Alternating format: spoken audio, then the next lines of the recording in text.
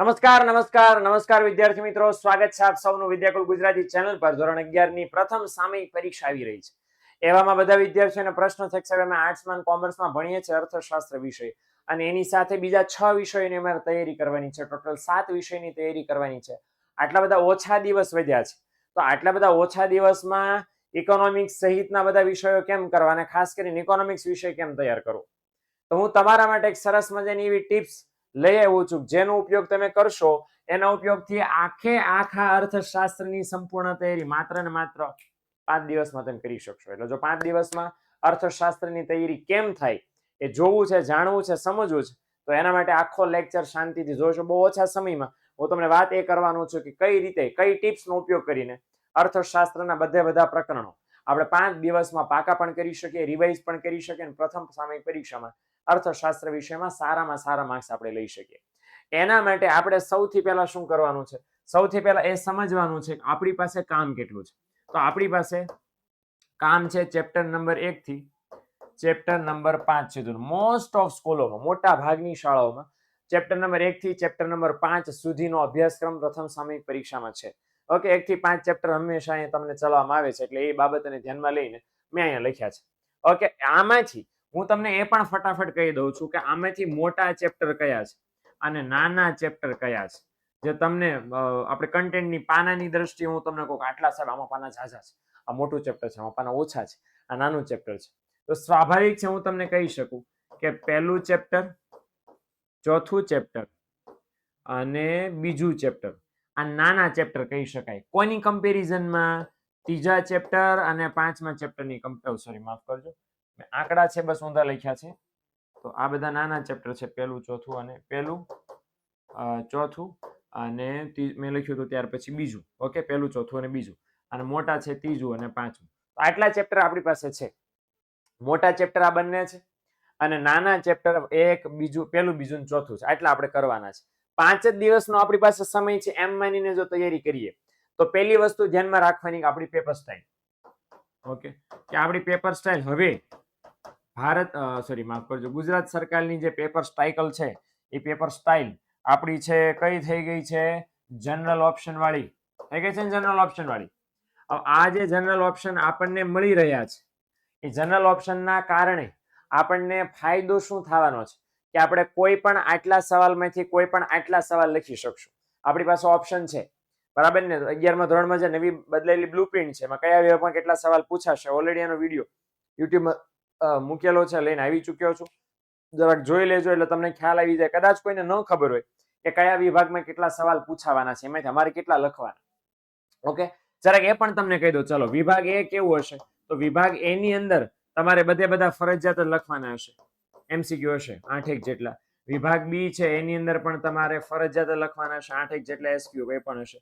પણ જ્યારે વિભાગ આવશે સી, પછી આવશે વિભાગ ડી, અને ત્યાર પછી આવશે વિભાગ ઈ, આ ત્રણેય એવા છે કે જેમાં તમને મળશે ઓપ્શન। અને ઓપ્શન એટલે કેવા? ફોર એક્ઝામ્પલ એમ લખ્યું હોય કે 8 સવાલ છે, એમાંથી કોઈ પણ 6 લખો, તો મતલબ એમ કે 1 2 3 4 5 6 7 8 આપ્યા હોય, એમાંથી કોઈ પણ 2 તમે જાતા કરી શકો, છોડી શકો, નથી લખવા, ચાલો, એમાંથી કોઈ પણ 6 જ લખવાના છે, 2 કાઢી શકો। નહીતર પહેલા કેવું હતું, એક સવાલ લખ્યો પછી એ ફરજિયાત લખવાનો, પછી બીજાના 6 બીજો હોય, એ તમને એક જ સવાલમાં ઓપ્શન મળે, ત્રીજો વળી પાછો ફરજિયાત લખવાનો, ચોથો વળી પાછો ફરજિયાત લખવાનો હોય। એટલે એટ એ ટાઈમ મારો કહેવાનો મતલબ શું છે કે એ જે સમસ્યા પહેલા હતી એ હવે તમને બિલકુલ નથી। તમે 8 સવાલો, બરાબર ને, તમને 8માંથી એમ લાગે છે આની આવડતો રવાય દો, બાકીના ફોકસ કરો, એટલે તમને સૌથી વધારે આવડતા સવાલો તમે લખી શકશો।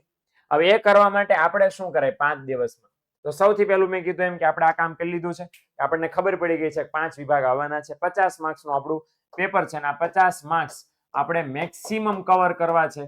મેક્સિમમ આપણે 50માંથી 50 થાય આવે જ એવો આપણે પ્રયત્ન કરવો છે, અને પણ ઝાઝા દિવસમાં નહીં, માત્ર 5 દિવસમાં। અને આ 5 દિવસમાં પ્રયત્ન કરશો ને કરશો, ગેરંટી છે તમને કહી દઉં છું। પણ આ બાબતનું ધ્યાન રાખજો કે 5 દિવસમાં તમે ઇકો પૂરો કરો, અને ઇકો તમે વાંચી નાખ્યા પછી તમારે પ્રેક્ટિસ કરવી છે। પ્રેક્ટિસ કરવા માટે સરસ મજાના એપ્લિકેશન જે તમારી પાછળ જોઈ રહ્યા છો, youth education paper generation application છે। ખાસ જેટલા પણ મિત્રો જોડાણા છો એ ખાસ આ ધ્યાન રાખજો, લાઈક કરતા જજો વિડીયોને, જરાક તમને ગમતો હશે, બરાબર, વિડીયો, તો એટલા માટે તમે અત્યારે સરસ મજાના વિડીયો જોવા માટે આવ્યા છો, મને જોઈ રહ્યા છો, તો લાઈક કરજો અને બધાને શેર કરજો. હું જે તમને અત્યારે વાત કહેવા જઈ રહ્યો છું, એપ્લિકેશન્સ ઘણી બધી મારા ને તમારા ફોનમાં હોય છે એને, પણ એક એવી એપ્લિકેશન જે મારા ને તમારા માટે અતિશય કામની છે, બહુ ઉપયોગી છે, એ કઈ છે આ.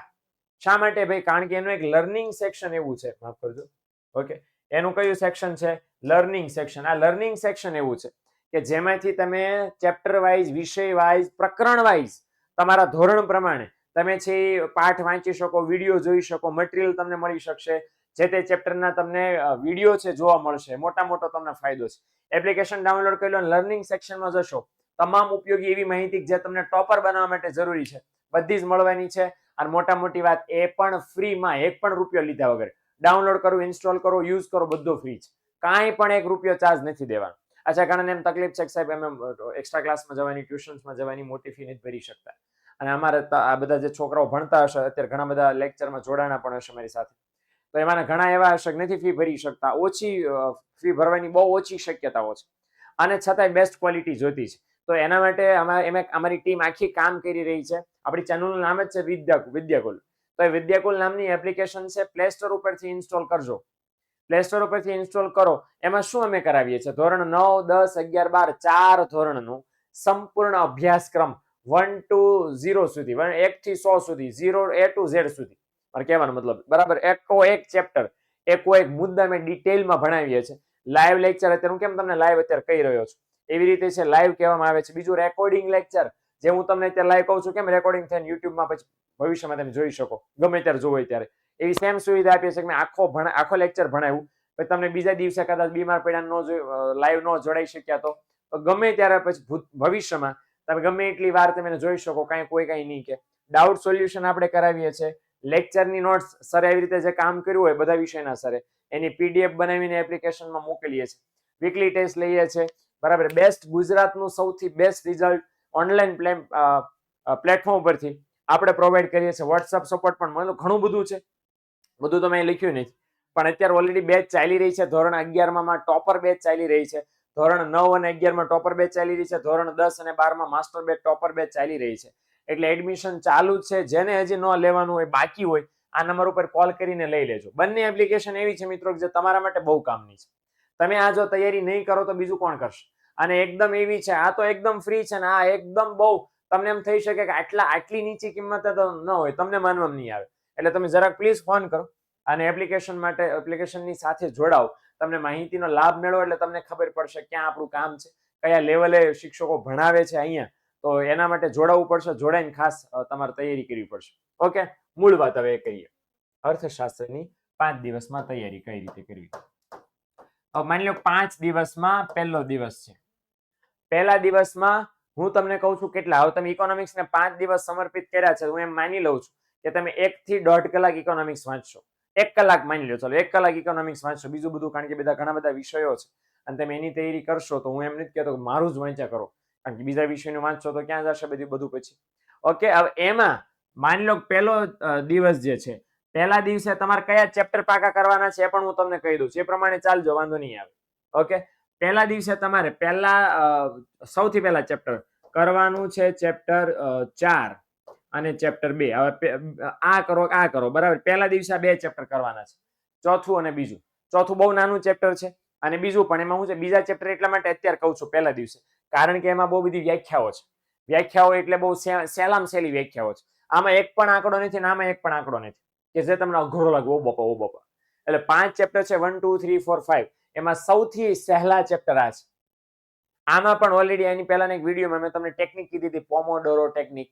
એ પોમોડોરો ટેકનિક અપનાવો. પોમોડોરો ટેકનિક અપનાવશો એટલે આરામથી તમે એકદમ મસ્ત વાંચી શકશો.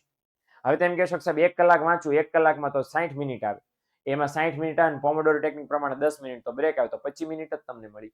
ચોથું ચેપ્ટર 25 મિનિટમાં કઈ રીતે કરશો? આપણા ઓલરેડી આઈએમપી વિડીયો છે જ કે ચોથા ચેપ્ટરમાંથી સૌથી મોસ્ટ આઈએમપી કયું પૂછાશે. તો કાંઈ વાંધો નહીં, તમારી પાસે નથી પહોંચો તો જોઈ લો. અને છતાંય અહીંયા સમજવું છે, ચોથા ચેપ્ટરમાં સૌથી પહેલા કરવાના 5 માર્ક્સ વાળા મોટા સવાલ, બરાબર. એ જો થાય, એ થઈ ગયા પછી કરવાના 3 માર્ક્સ વાળા સવાલ. સેમ અહીંયા એવું કરવાનું. સંપત્તિના લક્ષણો, વસ્તુના પ્રકારો, વ્યાપાર ચક્રના તબક્કા, મોટા સવાલ, ઉત્પાદનના સાધનના લક્ષણો, આ મોટા સવાલ એમાં પહેલા કરવાના અને પછી નાના 3 માર્ક્સ વાળા સવાલ કરવાના. ઓકે, આ વસ્તુ ખાસ કરવા. મોટા સવાલ પહેલા કરશો, એમાં ઓલરેડી નાના સવાલ છે આવી જશે. ઓકે, એટલે આ વસ્તુનું ખાસ આપણે ધ્યાન રાખવાનું છે મિત્રો.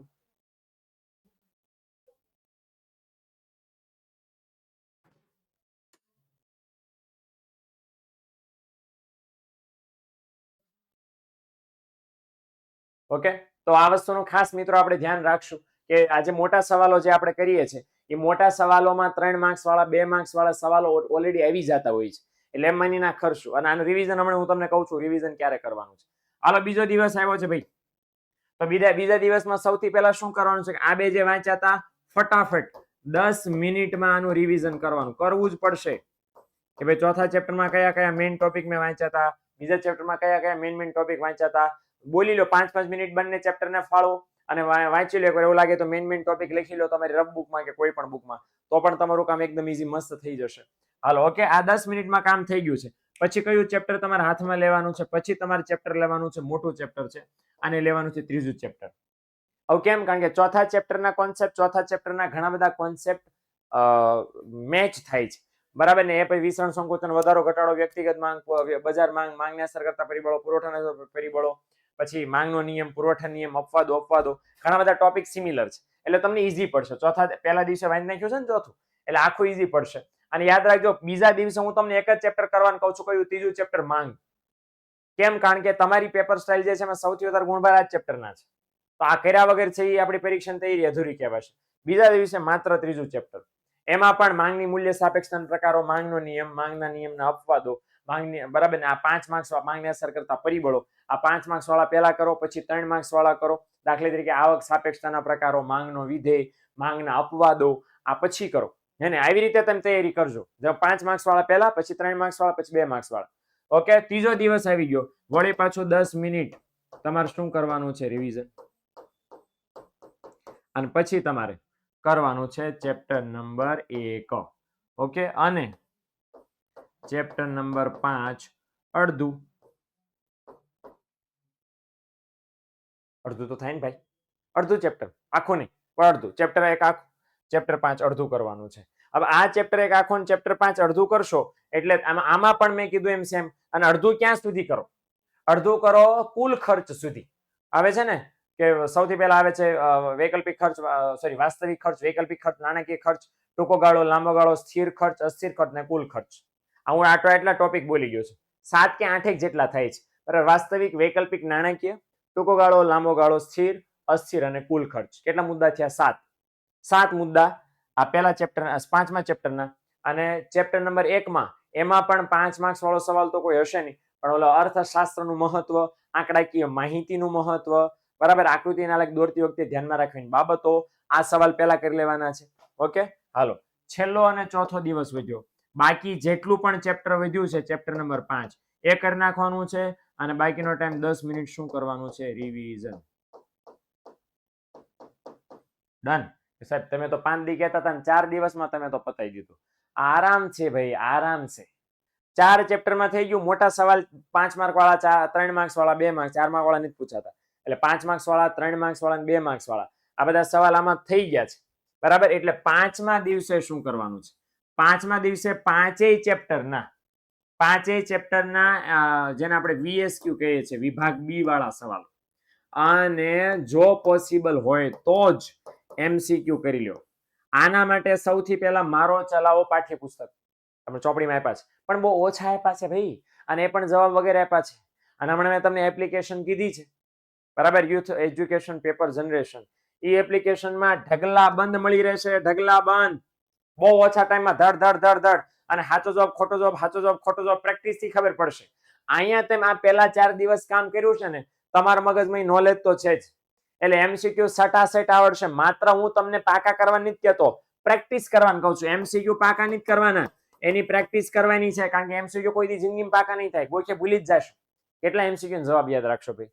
પ્રેક્ટિસ કરો, ઓટોમેટિક આવડી જશે. આની પ્રેક્ટિસ કરવા માટે આપણી જે એપ્લિકેશન છે, એપ્લિકેશન વાપરો, youth education paper generation. Okay, આ એપ્લિકેશનમાં ચેપ્ટર પ્રમાણે MCQ કાઢીને આપેલા છે, તમે ટ્રાય કરી શકો એ પ્રમાણે છે. મટીરિયલ પણ આપેલું છે, VSQ તમને પણ એમ જ મળી રહેશે.